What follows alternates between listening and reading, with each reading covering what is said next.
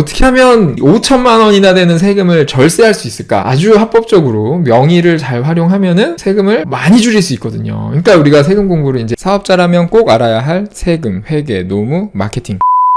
재밌는 질문이기도 하고 이거 많이 여쭤보셔가지고 같이 보면 좋을 것 같아서 제 질문이 뭐냐면은 이제 직원이신가 봐요. 근데 사장님이 종합소득세 5천만 원 냈다고 이렇게 막 투덜투덜 했겠죠. 야, 세금을 5천만 원이나 냈다.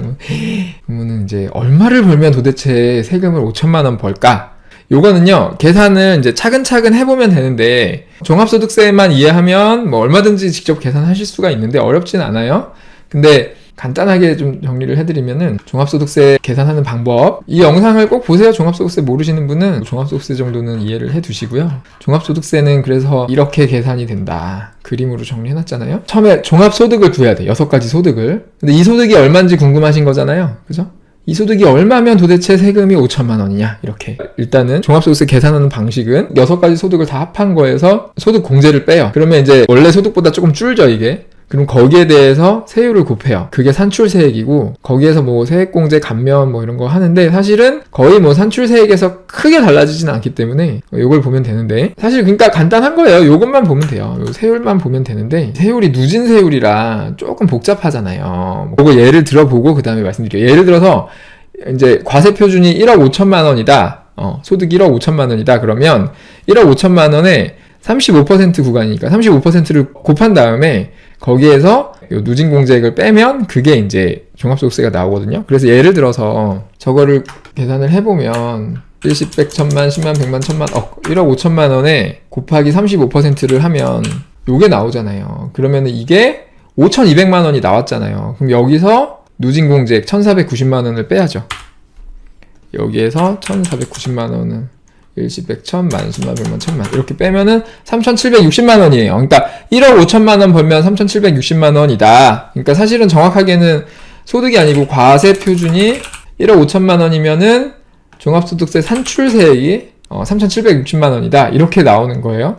근데 여기서 이제 소득공제가 들어가면 이게 좀 더 줄어들 거고, 그 다음에 산출세액에서 세액공제 감면 뭐 이런 것들 하니까 이게 좀 더 줄어들 거고 더 적게 나오겠죠. 2억이면은 5,500이거든요. 근데 2억에서 이거 빠지고 저거 빠지고 저거 빠지고 하다 보면 5천 정도 나올 것 같아요. 그래서 대략 2억 정도는 버시지 않았을까 싶은데, 이런 식으로 계산하면 심플하게 되죠. 대충, 어차피 대충 보려고 하는 거니까. 근데 이거를 조금 더 정확하게 보려면은 어떻게 하시면 되냐면 계산기를 만들어 놨거든요.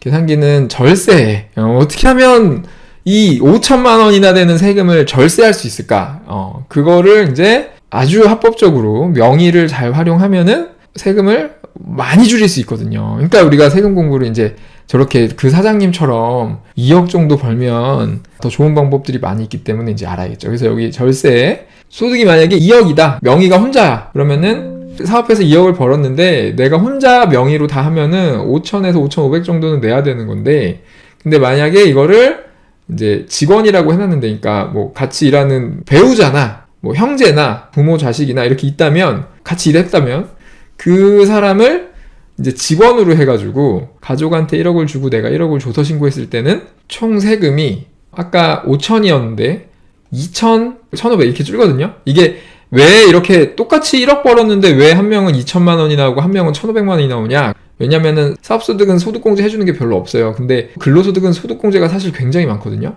그래서 이런 식으로 직원으로 처리를 하면, 그래서 소득을 반반으로 나누면 세금은 5,500이었던 게 이걸 합치면 얼마예요? 3,400만 원. 그죠?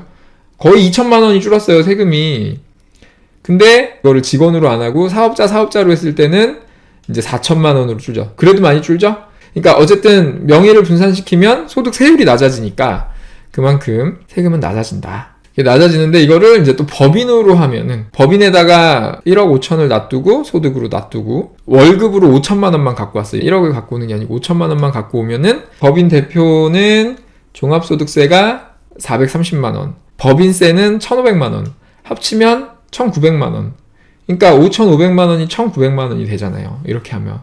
그러니까 이제 소득이 이렇게 억 단위로 넘어가면 법인 전환을 고려를 할 수 있죠. 물론 이게 세금만 생각하면 해야 되는 건데, 제일 중요한 문제는 법인에 남는 이 돈, 법인의 순이익이죠. 이익잉여금을 어떻게 처리할 것인가. 이게 재투자 해가지고 계속 빨리 성장하려면은 이게 되게 좋은 방법인데, 제일 중요한 문제는 개인 재산이 얼마나 필요하냐, 개인 명의의 재산이 얼마나 필요한가. 예를 들면 저는 요즘 기준으로 한 5억, 10억, 뭐 아파트 값이 하도 비싸가지고 한 10억 정도 재산이 있는 상태에서 뭐 1년에 한 5천만 원씩 급여로 갖고 오면은 뭐 별 문제 없지 않을까요? 그런 식으로 하면 이제 법인으로 이제 투자를 계속하면서 세금을 많이 줄일 수 있으니까. 그 관련해서는 여기 총정리 FAQ에 10번을 보시면 됩니다. 10번에 법인, 개인 할 때 이 돈의 종류를 이해해야 돼요. 법인 돈하고 개인 돈은 전혀 다른 돈이기 때문에 이거를 이해를 하고, 그 다음에 이 법인의 세금 체계와 특히 이 법인은 심플해요. 그냥 2억까지 10%, 2억 이상은 20%.